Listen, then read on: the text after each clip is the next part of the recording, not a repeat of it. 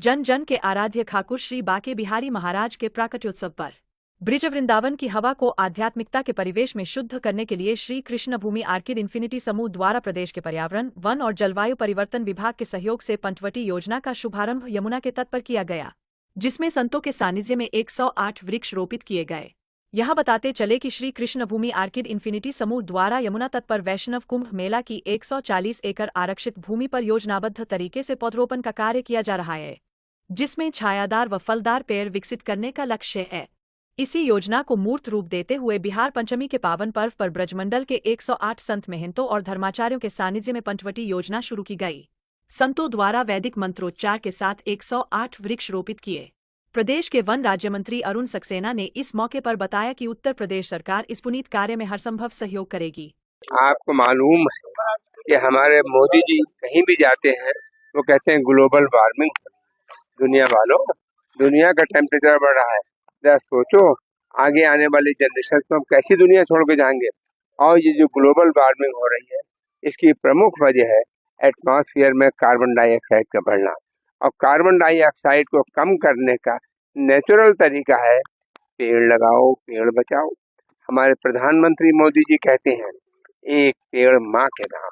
माँ से बड़ी चीज दुनिया में दूसरी नहीं होती, और पेड़ों से हमें मिलती है ऑक्सीजन, और ऑक्सीजन से ज्यादा जरूरी चीज जीवन के लिए दूसरी नहीं होती। तो इस तरह से मोदी जी का कहना कि ऑक्सीजन की जरूरत सबसे ज्यादा है। हमारे मुख्यमंत्री आदरणीय योगी आदित्यनाथ जी कहते हैं एक पेड़ माँ के नाम लगाओ, और जो पेड़ लगाओ उसकी देखभाल भी करो, उस पेड़ की सुरक्षा करो, उसके पानी का इंतजाम करो, उसकी नराई का इंतजाम करो। और आज संतों ने आज के इस मौके पे जो ये पौधारोपण किया है ये बहुत अच्छा काम है। और इससे जो मोदी जी का आह्वान है कि एक पेड़ माँ के नाम, हर आदमी पेड़ लगाए, संतों ने भी यही आह्वान किया है कि हर आदमी पेड़ लगाए। ये बहुत अच्छी बात है और ये हमारे पर्यावरण के लिए बहुत ही आवश्यक चीज है। पिछले 8 साल में जब से हमारे मुख्यमंत्री आदरणीय योगी आदित्यनाथ जी आए हैं 242 करोड़ पेड़ लग चुके हैं। देश के अंदर जो सर्वे हुआ उसमें देश के अंदर विभिन्न प्रदेशों में जो पेड़ लगाने का काम हुआ है उसमें यूपी नंबर 1 है। वृक्षारोपण जो बढ़ा है उसमें यूपी नंबर 2 है। इस तरह से हमारे यहाँ पेड़ खूब लग रहे हैं, पेड़ों की सुरक्षा का भी इंतजाम है, और इसकी वजह है हमारे यहाँ सभी लोग पेड़ लगाने पर लग गए। छात्र हैं, अध्यापक हैं, हमारे प्रधानाचार्य हैं, व्यापारी गण हैं, मजदूर हैं, महिलाएं हैं, पुरुष हैं, दुकानदार हैं, सब लग गए पेड़ लगाने पे। सभी एनजीओ लग गए पेड़ लगाने पे। और सबसे बड़ी बात यह है हमारे संतों ने भी आह्वान किया है पेड़ लगाने पे, संत भी लगा रहे हैं। और ये वो जगह है जहाँ पे सन 31 में जब हमारा कुंभ होगा तो यहाँ पे लोगों को ठंडक मिलेगी, यहाँ पे लोगों को पेड़ की छांव मिलेगी, यहाँ पे फ्रेश ऑक्सीजन मिलेगी। उसका इंतजाम अभी से किया जा रहा है और सभी संतों के द्वारा 108 प्लस बस 140 पंचवटी लगाई जा रही है। और पंचवटी आपने सुनोगे भगवान राम पंचवटी में ही रहे और उन्होंने वनवास के समय पंचवटी में रहे। इसमें पीपल, पाकड़, बरगद, आम, गूलर और ये पेड़ लगते हैं, और इन पेड़ों पे चिड़िया भी आती हैं, एनिमल्स भी रहते हैं और बंदर भी रहते हैं।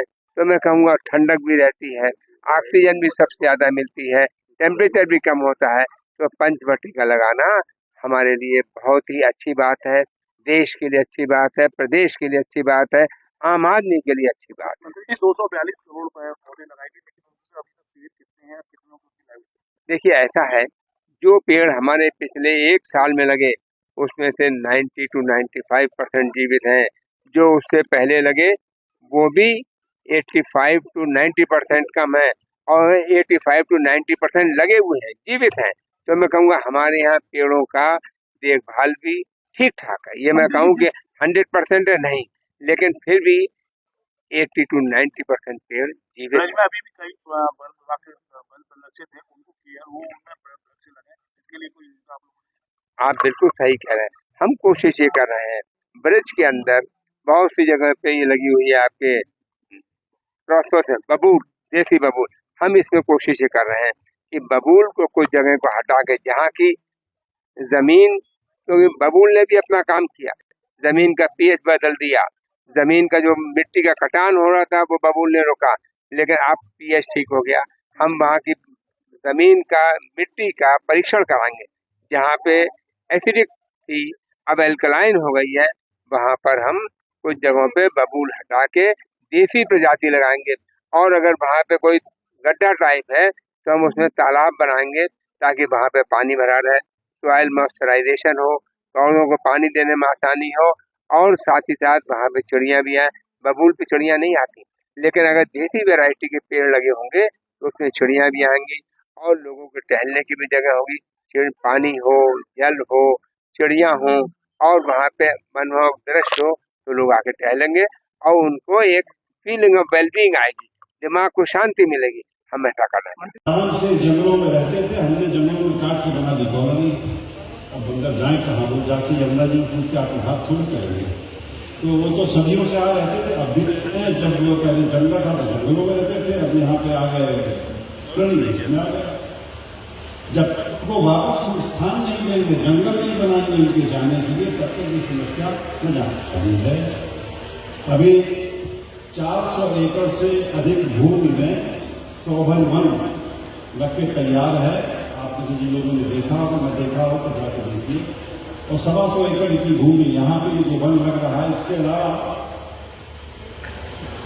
सुप्रीम कोर्ट की अनुमति के साथ 1200 एकड़ के 36 पौराणिक वन जो यहाँ हमारे नष्ट प्राय हो रहे थे, जहाँ खाली विलायती बबूल लग गया था, उनको सबको फिर से व्यवस्थित करने का हमें सुप्रीम कोर्ट ने अनुमति प्रदान की है। योगी जी ने लगभग 90 करोड़ रुपया स्वीकृत किया अगले 10 वर्षों में कि यहाँ पे पुराने वृक्षों को ही लगाया जाए, प्राचीन वृक्षावली को ही व्यवस्थित किया जाए। उस सारी दिशा में आज ये एक सूत्रपात हो रहा है बिहार पंचमी के दिन। आप सबसे ये निवेदन है, सहयोग करिए, अपना आशीर्वाद बनाए रखिए। ये जो पंचवटी लग रही है यहाँ पे किसी एक व्यक्ति की नहीं है, आप सबकी है। ये 140 पंचवटियां जो लग रही हैं, ये आपकी अपनी संपदा है और आपका हक है, आपका दायित्व भी है कि आप इसमें लगे, योगदान करें, जल दें, सेवा करें और ये सुनिश्चित करें कि ऐसी पंचवटियों से, ऐसी वृक्षावलियों से भगवान श्री कृष्ण का, राधा रानी का यह क्षेत्र लहराए, बढ़े, समृद्ध हो। बहुत बहुत धन्यवाद।